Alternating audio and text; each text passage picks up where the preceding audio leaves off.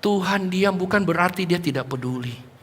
Tapi Tuhan diam, sebenarnya dia sedang menata hati kita agar lebih fokus kepada Tuhan. Lebih fokus kepada hal-hal yang penting di dalam hidup kita bersama dengan dia.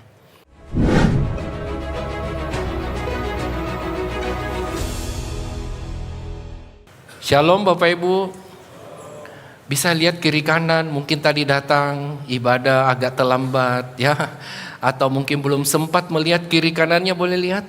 Ya, firman Tuhan bilang 1 hari di pelataran bait Allah itu jauh lebih berharga dari 1000 hari di tempat yang lain. Coba lihat kiri kanan, betul-betul merasa sukacita. Ya, amin. Kok enggak ada yang ngomong, amin. Nah oke, hari ini kita mau belajar walaupun temanya agak sendu ya. Kristus di dalam keheningan ya. Bapak Ibu, mari kita lihat 2 bagian terlebih dahulu. Pertama di dalam Maliaki pasal yang keempat ayat kelima, kita baca bersama-sama kedua ayat ini ya. Maliaki pasal 4 ayat yang kelima. 1, 2, 3.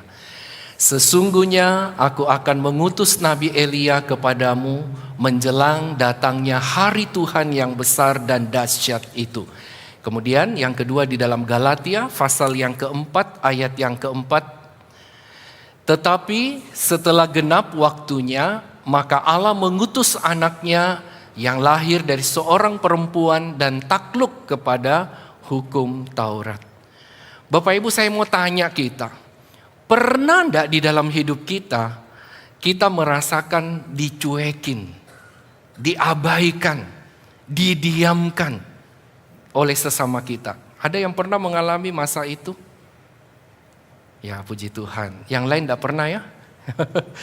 Pernah enggak di dalam kehidupan kita merasa kok kayaknya kita sendiri, yang lain di mana? Padahal kita ada di tengah-tengah keramaian. Bagaimana juga di dalam perjalanan iman kita Bapak Ibu? Pernah enggak kita merasa kita berdoa, tapi seperti doa kita itu hanya sampai di langit-langit. Kita sudah berdoa bertahun-tahun, tapi kayaknya kok Tuhan tidak dengar. Apakah Tuhan tidak tahu betapa saya susah, betapa saya menderita? Ya, ada di antara kita mungkin berdoa bagi keluarga yang belum percaya. Ya, bertahun-tahun kita doakan, tapi kok kayaknya tidak ada hasil. Ada juga mungkin di antara kita yang mengalami sepertinya Tuhan diam waktu kita menghadapi masalah. Bapak Ibu, saya teringat sekali ada satu kisah, saya memimpin di ibadah kedukaan ya. Waktu itu lagi prepare mau masuk setelah mayatnya dimandikan, kemudian akan masuk di peti jenazah. Saya mendengar sang istri berteriak, "Tuhan, apakah Engkau tidak tahu? Suami yang terbaring itu adalah satu-satunya pengharapan kami di tengah-tengah keluarga besar. Kenapa Tuhan memanggil dia? Bagi kami ini belum waktunya Tuhan, dia masih muda. Dan saat ini kami semua menumpukan harapan kami hanya kepada dia. Saya tidak tahu bagaimana hidup kami setelah dia tidak ada di tengah-tengah keluarga kami." Saya pernah mendengar seorang teman saya cerita juga begitu ya. Sedang menunggu di satu rumah sakit, satu anak, seorang yang aktif melayani, melakukan ini dan itu bagi Tuhan. Hari itu dia terbaring sakit dan dokter mengatakan dia koma. Saudara bisa bayangkan ibu itu di luar ruang ICU itu, ibu itu cerita dengan hamba Tuhannya. "Pak Pendeta, apakah Tuhan tidak tahu? Anak saya ini begitu setia melayani Tuhan. Dia melakukan banyak hal di gereja. Dan dia adalah tulang punggung keluarga kami." Nah Bapak Ibu, saya tidak tahu bagaimana kita juga menghadapi, saya katakan masa-masa kering di dalam kehidupan kerohanian kita. Kita datang ke gereja, tapi kita tidak pernah merasakan sesuatu dari firman Tuhan yang kita dengar. Seakan-akan firman Tuhan berlalu begitu saja dan tidak ada lagi firman Tuhan yang bisa menguatkan kita, apalagi menguatkan orang-orang di sekeliling kita. Saya sebagai hamba Tuhan hampir 26 tahun ini, saya pernah mengalami masa-masa itu. Kita melayani tapi tidak ada sesuatu yang greget dekat di dalam diri kita. Kita dengar firman Tuhan, kita belajar firman Tuhan, tapi seakan-akan firman Tuhan itu hanya sebatas di pengetahuan, bukan sesuatu kekuatan atau dunamis yang menggerakkan kita untuk melayani. Saudara, Mazmur Daud pernah mengungkapkan dia pernah mengalami masa-masa kering di dalam kerohaniannya. Kalau kita baca di Mazmur nomor 5. Sehingga dia mengatakan, Tuhan, di mana Engkau? God, where is you? Nah, Bapak Ibu, apakah kita pernah mengalami masa-masa itu? Sekali lagi saya tanya, kita boleh angkat tangan? Ya. Saya doakan hari ini Bapak Ibu boleh dipulihkan lewat khotbah hari ini. Seringkali waktu kita merasa Tuhan itu diam, kita merasa Tuhan itu meninggalkan kita, bahkan mengabaikan kita. Bapak Ibu, saya mau katakan Bapak Ibu bukan orang satu-satunya orang yang pernah mengalami itu. Hari ini kita mau belajar bagaimana umat Tuhan yang telah dipilih oleh Tuhan pun pernah mengalami, next slide, dikatakan keheningan yang paling sunyi. Di dalam sejarah kekristenan dikatakan keheningan yang paling sunyi, yaitu masa antar perjanjian, intertestamental. Kalau kita lihat di Alkitab kita, ada yang bawa Alkitab manual? Mungkin sekarang sudah banyak yang tidak bawa ya. LAI memberi satu lembar antara perjanjian lama dan baru. Yang tadi kita baca Maleakhi pasal 4 ayat 5 berakhir dengan satu janji. Nanti Elia akan datang. Ya, padahal Elia kita tahu sebelumnya Elia sudah naik ke surga. Kemudian hilang, beritanya tidak ada lagi berita tentang Elia. Kemudian janji itu diberikan. Ya, Maleakhi pasal 4 ayat 5 nanti. Kemudian kalau kita buka Matius, dalam sejarah kekristenan itu disebut masa antar perjanjian. Ya, masa itu kadang juga disebut masa kegelapan. Kenapa disebut masa kegelapan? Karena antara PL dan PB yang satu lembar itu nilai sejarahnya 400 tahun. Dan di dalam 400 tahun itu dikatakan tidak ada nabi yang dibangkitkan oleh Tuhan, diutus oleh Tuhan. Tidak ada lagi suara kenabian yang resmi dari Tuhan.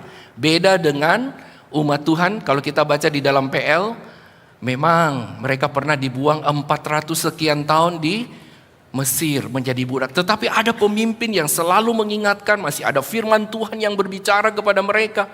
Sekalipun mereka begitu ada pemimpin yang baik, mereka masuk ke jalan yang benar. Tapi begitu pemimpinnya mati, kembali lagi menyembah Allah-Allah lain. Kita juga tahu umat Israel pernah dibuang 70 tahun, tapi kurang lebih persiapan dan pulangannya itu kurang lebih 100 tahun. Seakan-akan Tuhan tidak peduli dengan umatnya, tapi tetap kita melihat ada nabi-nabi, ada orang-orang yang dipanggil untuk tetap berbicara kepada Tuhan. Namun Bapak Ibu, 400 tahun dari Maleakhi ke Matius, dikatakan apa? Sejarah membuktikan, kekristenan mengatakan tidak ada nabi dan tidak ada suara kenabian yang resmi.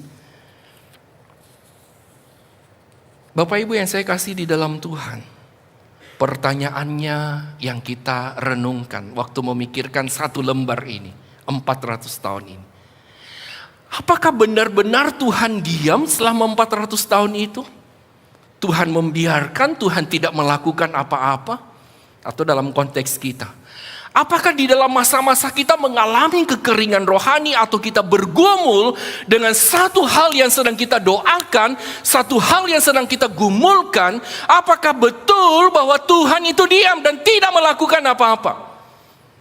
Nah, saudara, menarik sekali di sini dikatakan, ataukah Tuhan sedang melakukan satu persiapan, satu preparing yang luar biasa bagi kelahiran Kristus. Nah, Bapak Ibu, ada satu kalimat yang mencoba mengingatkan kita. Silakan. Satu kutipan yang mengatakan, God's silence is not His absence. It is often His deepest work in preparation. Keheningan Tuhan bukanlah ketidakhadirannya. Itu seringkali merupakan pekerjaan yang paling dalam persiapan. Nah, maksudnya begini Bapak Ibu, seorang teolog pernah berkata begini, sadarkah kita, hai anak-anak Tuhan, waktu seakan-akan Tuhan diam, Seakan-akan Tuhan tidak peduli dengan apa yang sedang terjadi dengan kita. Sebenarnya pada waktu itu Tuhan sedang begitu sibuk bekerja di dalam hidup kita untuk mendatangkan sesuatu yang jauh lebih baik sebelumnya. Nah, kalau kita lihat juga Roma 8 ayat 28, firman Tuhan mengatakan apa? Kita tahu sekarang Allah turut bekerja dalam segala sesuatu, termasuk dalam penderitaanmu, termasuk dalam kesulitanmu, termasuk dalam apapun yang kamu alami dalam hidupmu, termasuk sepertinya doa kita tidak dijawab atau belum dijawab. Ingatlah Tuhan sedang merancangkan sesuatu yang baik di dalamnya. Nah, Bapak Ibu, hal yang kedua yang kita belajar dari bagian ini, kita tahu bahwa Allah tidak diam. Tetapi selama 400 tahun itu Allah sedang mempersiapkan sesuatu yang luar biasa. Selama 400 tahun itu sejarah membuktikan Tuhan memang sepertinya memang tidak ada suara kenabian. Tetapi Dia terus bekerja. Nah, Bapak Ibu, Tuhan sedang menyiapkan panggung dunia ini untuk kedatangan anaknya. Bapak Ibu, kalau berbicara peristiwa Natal ini luar biasa. Sebelum ini kita tahu 700 sekian tahun sebelumnya Yesaya sudah menubuatkan tentang kelahiran. Ini berita yang dinubuatkan. Dan kita akan melihat selama 400 tahun ini persiapannya untuk kedatangan Tuhan. Nah, Bapak Ibu, persiapan apa aja ya? Dikatakan ini adalah masa tenang sebelum badai. Kabar luar biasa tentang kelahiran Kristus itu. Apa yang dipersiapkan ya? Minimal di dalam sejarah kita melihat Allah di dalam kedaulatannya menggunakan kekuatan duniawi atau pemerintah yang berkuasa pada waktu itu untuk menggenapi rencana atau tujuan kekalnya. Ya, kita tahu selama 400 tahun itu yang memerintah ada 3 negara besar. Yang pertama Persia, kemudian setelah Persia ditaklukkan oleh Yunani, kemudian Yunani ditaklukkan akhirnya oleh Roma. Melalui ketiga bangsa besar ini Tuhan mempersiapkan kehadiran anaknya. Mari kita coba lihat secara singkat persiapannya ya. Jadi Bapak Ibu, 3 persiapan yang Tuhan lakukan selama masa 400 tahun ini. Tuhan mempersiapkan 3 hal. Yang pertama, persiapan bahasa. Bapak Ibu, setelah Yunani menguasai Persia, dikatakan salah satu yang paling terkenal yaitu Alexander Agung. Sudah menarik sekali, saya baca kisah hidupnya, salah satunya dia pernah menangis. Karena tidak ada lagi daerah yang bisa dikuasai. Dia punya 4 panglima yang hebat. Dan 4 panglima yang hebat ini membantu dia dengan begitu cepat menguasai negara-negara yang ada pada waktu itu. Sehingga Bapak Ibu, dengan dikuasainya negara-negara pada waktu itu, maka bahasa mereka, yaitu bahasa Yunani Koine, menjadi bahasa perdagangan dan menjadi bahasa universal pada waktu itu. Ini artinya apa Bapak Ibu dalam persiapan Tuhan tentang kedatangan Tuhan? Injil tidak perlu ditulis dalam banyak bahasa, tapi hanya ditulis dalam satu bahasa yang pada waktu itu merupakan bahasa yang universal, dikenal semua orang pada waktu itu. Dikatakan dengan bahasa yang menjadi bahasa yang universal, akhirnya Injil itu disebarkan kemana-mana. Dan kita lihat Bapak Ibu, di dalam masa keheningan itu Tuhan menciptakan saluran komunikasi global supaya Injil bisa disebarkan dengan leluasa. Itu yang pertama. Persiapan yang kedua, Tuhan memakai Romawi. Karena Yunani sudah menguasai begitu banyak negara, sudah kalau kita tahu ya, Yunani itu banyak membangun bangunan-bangunan yang megah. Sehingga pada waktu itu Roma tidak perlu lagi membangun bangunan. Tapi apa yang Roma lakukan? Ya, salah satu yang terkenal dalam masa kekaisaran Romawi adalah Pax Romana atau kedamaian Romawi.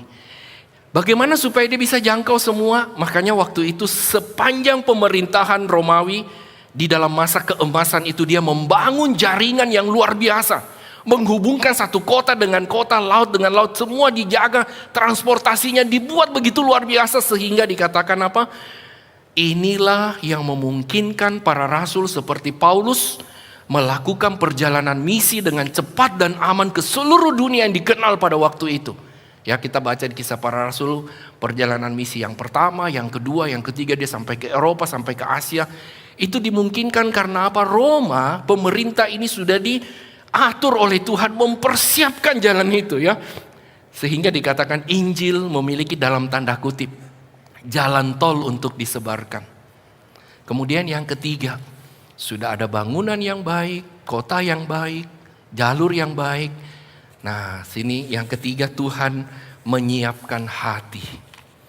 Ya, bisa senang, bisa tempat baik, tapi belum tentu hatinya baik, belum tentu hatinya tenang. Betul?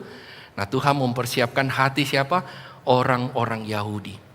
Bapak Ibu, tekanan politik dan kekejaman dari penguasa seperti kalau kita baca dalam sejarah, yaitu dinasti Hasmonean dan dinasti Herodes, ini adalah raja-raja yang kejam, yang bengis, yang begitu menindas umat Tuhan. Dan menarik sekali dari catatan sejarah yang saya dapatkan, sebelum masa keheningan ini atau 400 tahun masa antar perjanjian ini, masa kegelapan ini, umat Israel selalu bolak-balik. Nanti setia, nanti tidak setia. Nah, dan mereka kecenderungan mereka adalah politeisme atau menyembah banyak Allah. Tapi menarik sekali justru di dalam masa 400 tahun ini, catatan sejarah membuktikan umat Israel sekarang menjadi monoteis, hanya percaya kepada Allah Yahweh. Bapak Ibu, kekejaman dari penguasa itu membuat orang Yahudi ini punya kerinduan akan Mesias, raja yang dijanjikan, yang memuncak di antara mereka karena kondisi ini. Mereka sangat menantikan suara Tuhan yang bisa membebaskan mereka dari penderitaan yang begitu luar biasa. Kalau dulu setelah mereka dibebaskan, mereka kembali menyembah kepada Allah-Allah lain. Tetapi di dalam masa ini dikatakan mereka betul-betul mulai saat itu mereka menjadi yang monoteis, menyembah kepada Allah Yahweh saja. Bapak Ibu, kalau kita dengar kisah ini, saya mau katakan Bapak Ibu, tidak ada satu detik pun dalam 400 tahun itu Tuhan kehilangan kendali. Keheningan adalah persiapan yang paling dinamis. Tuhan sedang menata melalui masa-masa sulit itu satu skenario yang global agar ketika Kristus itu datang, kabar itu dapat menyebar seperti api.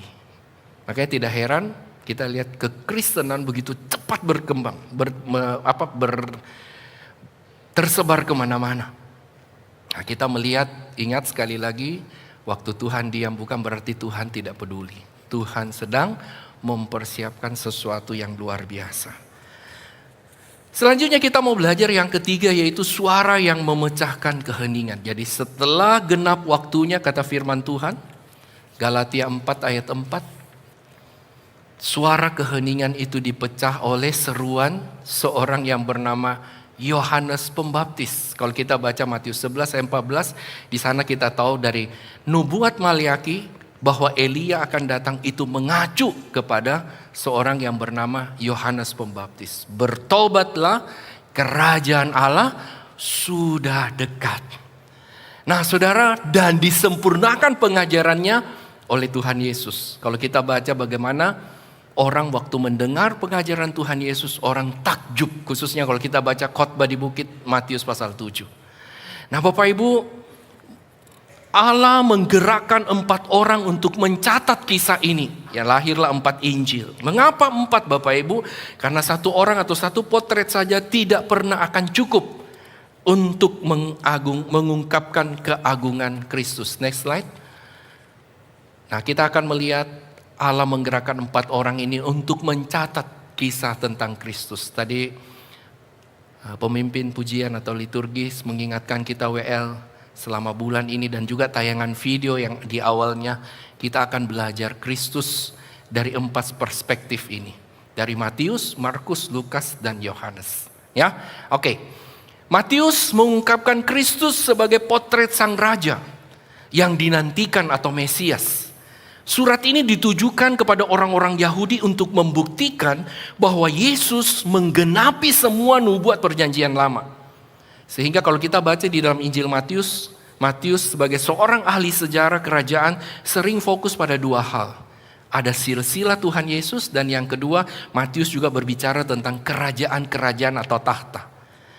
Kemudian Tuhan juga menggerakkan penulis kedua yang bernama Markus, ya. Markus menggambarkan Kristus sebagai hamba, sang hamba Allah yang penuh kuasa, tapi juga hamba Allah yang rela menderita. Nah, Markus ini secara fokus dia tujukan kepada orang Romawi, di mana orang Romawi sangat menghargai tindakan dan kekuatan, kerja keras gitu ya. Dan kalau kita baca di dalam Markus, kita akan mendapati apa yang Markus sangat menekankan apa yang Tuhan Yesus lakukan. Dia tidak pernah tekankan silsilah, karena bagi dia seorang hamba tidak perlu silsilah. Sehingga kita akan mendapati waktu kita baca Injil Markus, di sana Markus mengambil potret Yesus saat dia sedang bekerja. Di mana di Markus kita juga mendapati dikatakan Yesus berkeringat, berjerih lelah melakukan kegiatannya. Dan di Markus ini sangat menonjol salah satu hal adalah tentang pelayanan. Yesus pernah berkata, Markus 10:45 apa? Anak manusia datang bukan untuk dilayani, melainkan untuk melayani. Kemudian Bapak Ibu, Tuhan juga menggerakkan orang yang ketiga yang bernama Lukas. Dalam Lukas ini, Yesus digambarkan sebagai anak manusia, sebagai penyelamat yang penuh kasih dan empati terhadap semua orang. Nah, ini ditujukan khusus kepada orang-orang Yunani. Orang-orang Yunani ini sangat fokus pada kemanusiaan Yesus yang sempurna dan perhatiannya kepada semua orang. Sehingga di dalam Lukas kita akan menemukan bagaimana Yesus berbicara dengan orang miskin, bagaimana Yesus bersikap kepada wanita yang dianggap second class atau kelas yang lain, ya, tidak sekelas dengan pria. Bagaimana Yesus memperlakukan wanita-wanita yang datang kepada dia, ya. Bagaimana di dalam Injil Lukas ini kita juga mendapati bagaimana Yesus bersikap kepada orang berdosa. Dikatakan Yesus ada di tengah-tengah mereka, Yesus makan bersama-sama dengan mereka. Nah, Bapak Ibu, Lukas seorang tabib ini menyoroti potret Tuhan Yesus itu bagaimana hati dan kemanusiaannya yang begitu luar biasa, begitu empati kepada orang-orang yang menderita. Kemudian Tuhan juga menggerakkan Yohanes, menggambarkan Yesus sebagai Allah yang menjelma menjadi manusia. Yesus sebagai firman Allah atau logos yang hidup, yang ilahi itu, yang kekal itu. Tapi dia juga Allah yang kekal itu mau berinkarnasi, datang ke tengah-tengah dunia, menyelamatkan manusia yang berdosa. Bapak Ibu, Yohanes ini ditujukan kepada gereja Tuhan pada waktu itu, di mana gereja Tuhan pada abad-abad pertama mengalami banyak ajaran-ajaran sesat yang muncul. Salah satu yang terbesar adalah mengatakan bahwa Yesus itu bukan Allah. Yesus itu cuma manusia biasa.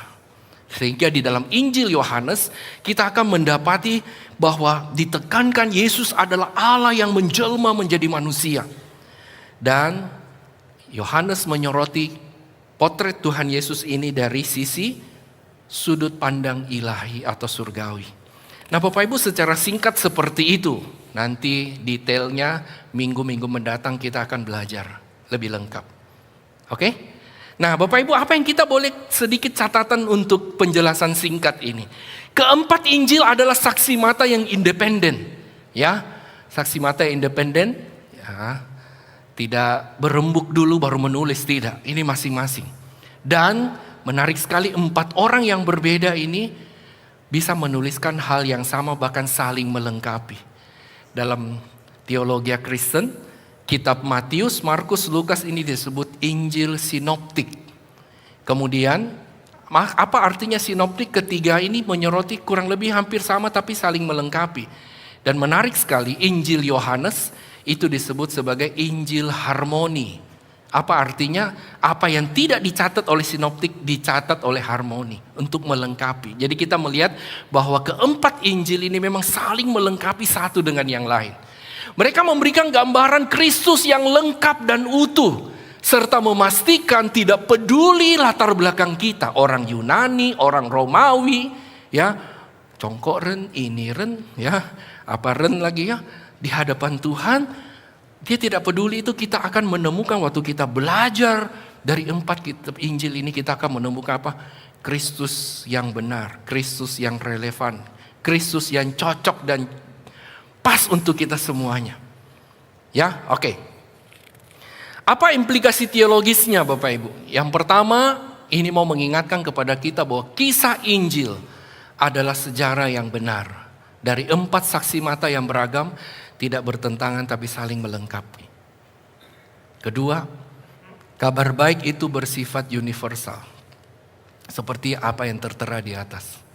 Sancti ai seren. Ya, jadi dunia ini semua suku bangsa Tuhan cinta. Bukan hanya suku-suku tertentu.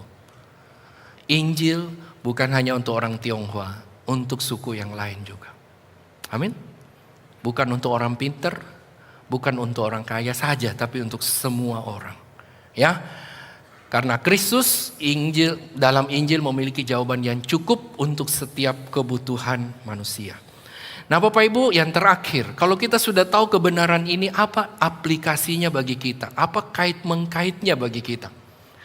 Yang pertama, ya, yang di sini saya katakan Kristus dalam keheningan kita.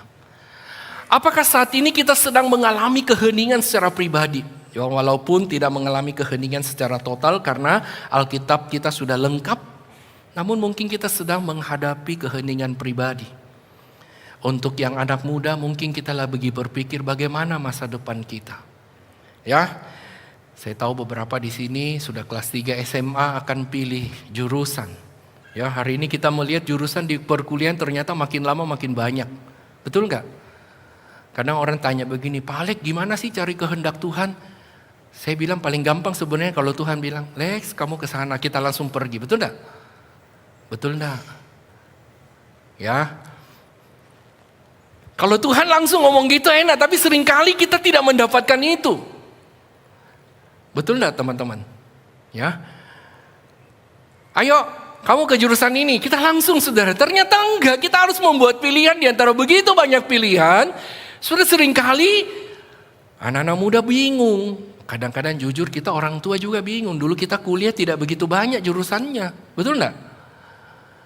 Nah, belum lagi Bapak Ibu mungkin kita mengalami masa-masa seperti Tuhan diam tentang karir kita. Saya mendengar begitu banyak kita sudah lamar sana, lamar sini, lamar sana. Tapi ternyata belum ada yang cocok, ada yang sudah masuk ke sana, kita yang tidak cocok atau perusahaan yang tidak cocok, ya. Belum lagi berbicara masalah PH, pasangan hidup. Orang tua sering ngomong, umurmu cukup nih untuk menikah, cepat moko. Ya, apalagi dia mungkin lihat anaknya sering kali nanti sama ini, kan semua teman ya. Yang mana mi yang cocok itu cepat mi ya, kira-kira begitu ya. Pasangan hidup. Saudara, saya bergumul masalah pasangan hidup lumayan lama. Lebih dari 10 tahun. Akhirnya Tuhan kasih ya. Mungkin kita juga ya lagi aduh sudah nembak ini tidak ada respon. Kita ditembak tapi kok kayaknya kita enggak seret. Nah, lo yang mana nih? Ya, udah doa, udah minta ya. Teman-teman dorong, orang tua dorong. Aduh, begitu kita kumpul semua udah punya pasangan, kita yang belum. Kadang-kadang kita pikir kita mulai galau. Tuhan, saya sudah doa Tuhan. Ya. Kayaknya waktu begitu kok kayaknya seperti tanda yang saya minta kayak Elia ya. Ternyata waktu didekati kok enggak cocok Tuhan. Nah, saudara, kita mungkin mengalami galau dalam masa muda kita ya. Saya mau katakan Bapak Ibu teman-teman di dalam kegalauanmu, ingatlah Tuhan sedang menata panggung pribadi kita untuk sesuatu yang sempurna bagi kita. Amin. Saya sering dorong anak muda jangan asal pilih. Tapi pilihlah yang terbaik karena itu seumur hidup cuma satu kali. Amin. Saya ingat dulu dari sekolah minggu, saya sering dorong anak sekolah minggu saya. Kalau cari pacar, cari apa, jangan asal-asalan. Karena itu seumur hidup hanya satu kali. Bagi kita orang tua mungkin ada keheningan pribadi yang sedang kita alami saat ini. Kita mungkin berdoa untuk satu sakit, tidak sembuh-sembuh. Sudah lama kita doakan. Saya pernah menjumpai seorang jemaat yang sudah puluhan tahun minum obat. Dia ngomong sama saya, Pak Alek, kapan ya saya bisa berhenti minum obat? Kadang-kadang saya bosan Pak Alek. Obat tiap hari. Saudara, ada juga mungkin ya mendampingi orang yang sakit. Saudara, sebenarnya yang lebih capek itu orang yang sakit atau orang yang mendampingi sakit? Saya mendengar ada orang bilang sebenarnya yang mendampingi sakit itu capek daripada yang sakit. Saya nggak tahu ya, tapi harusnya oke lah dua-dua mengalami itu. Sudah lama dia begitu, kapan Tuhan? Kapan ya? Mungkin juga Bapak Ibu kita yang mengalami kesepian. Anak-anak sudah besar, sudah mulai meninggalkan ya, walaupun belum menikah, sebagian sudah sekolah di luar. Kalau dulu setiap kali makan lihat ada 4 orang, 5 orang. Sekarang lu lagi ya. Untung kalau tidak bosan ya.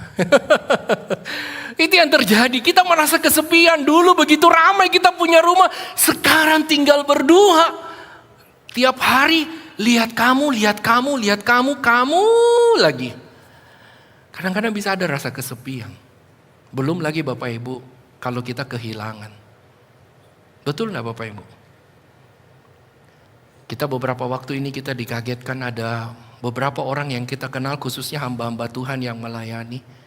Dalam 1 minggu ini kita kehilangan 2 orang yang kita kenal. Dan semua itu sepertinya begitu dadakan. Betul gak? Ya, saya ingat sekali bulan lalu saya masih ketemu almarhum pendeta Dedi. Ternyata bulan ini sudah dapat kabar dia meninggal. Pada waktu itu tidak ada tanda apa-apa. Kelihatannya baik. Dan dia ngomong sama saya, Lex, kita masih ada janjian ya nanti ketemu. Belum, tidak kecapaian sudah Bapak Ibu. Dan hari Minggu kemarin, saya masih WA-WAan sama pendeta Marojahan. Saya kaget, beberapa hari kemudian dibilang dia meninggal. Padahal Minggu masih ngomong, masih chat-chatan. Bapak Ibu, kehilangan kadang-kadang membuat kita bertanya, betulkah Tuhan itu ada? Tapi saya mau juga ngomong Bapak Ibu, justru seringkali kehilangan membuat kita makin belajar. Makin menghargai apa yang kita punya, betul gak Bapak Ibu? Saya pernah mendampingi seorang istri. Melihat suaminya yang terkujur di peti mati, dia bilang, Pak, Tuhan ingatkan saya, selagi dia hidup saya tidak terlalu, kalau bahasa Jawa bilang ngopeni, melayani dengan baik. Saya menyesal. Banyak orang Bapak Ibu kehilangan baru dia belajar menghargai apa yang ada. Seringkali kehilangan membuat kita belajar menghargai apa yang ada. Sehingga pada waktu ada kadang-kadang kita tidak begitu menghargai. Ada 2 pasang orang tua juga merasa sedih anaknya tiba-tiba ditabrak. Dan tidak pernah diduga pagi itu adalah kesempatan terakhir dia keluar. Dan 2 orang tua ini selama ini begitu sibuk dengan pekerjaan dan tidak pernah mau peduli dengan anaknya. Pada waktu anaknya terkujur di peti mati, baru dia 2 orang menyesal, Tuhan kenapa engkau panggil dia begitu cepat? Bapak Ibu, seringkali kehilangan baru kita sadar itu penting. Saya juga pernah mendampingi seorang anak yang tidak bisa memaafkan dirinya karena selama hidupnya dia katakan papa mama. Ya, waktu itu yang meninggal mamanya, saya belum sempat membahagiakan dia. Nah Bapak Ibu, seringkali waktu kita punya, kita tidak begitu menghargai. Sehingga kadang-kadang Tuhan mengizinkan kita mengalami kehilangan itu. Membuat kita belajar menghargai apa yang kita punya. Amin Bapak Ibu. Tuhan diam bukan berarti dia tidak peduli. Tapi Tuhan diam, sebenarnya dia sedang menata hati kita. Agar lebih fokus kepada Tuhan. Lebih fokus kepada hal-hal yang penting di dalam hidup kita bersama dengan dia. Bapak Ibu, kalau engkau mengalami semuanya ini, ingatlah, next slide, 400 tahun keheningan.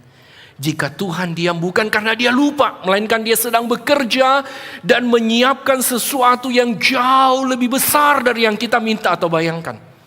Kedatangan Kristus adalah bukti bahwa keheningan Tuhan selalu diakhiri dengan kebaikan Tuhan. C.S. Lewis, dia pernah mengungkapkan satu kalimat. Ketika Allah berbisik, hati kita mungkin terlalu sibuk untuk mendengar. Tetapi ketika dia diam, dia mungkin sedang menyiapkan panggung untuk karya terbesar dalam hidup kita. Memahami kebenaran ini, mari saya mengajak kita sebagai closing statement, kita menantikan jawaban Tuhan bagi doa-doa kita dalam keheningan kita. Dengan tekun, dengan setia. Dan kalau kita sedang menghadapi itu, belajar menikmati masa-masa hening itu dengan Tuhan. Ya, kedua, karena kita tahu bahwa keheningan itu akan membawa kabar yang baik dan akan mengubah hidup kita. Menjadikan kita semakin serupa dengan Kristus. Dan yang tidak kalah penting, kita ingat kebenaran ini. Yakinlah bahwa Kristus ada di dalam setiap keheningan kita. Boleh kasih tahu kiri kanannya, Kristus ada dalam setiap keheningan kita. Bapak Ibu, kau tidak pernah sendiri, ada Kristus yang selalu mendampingi. Amin. Mari kita berdoa.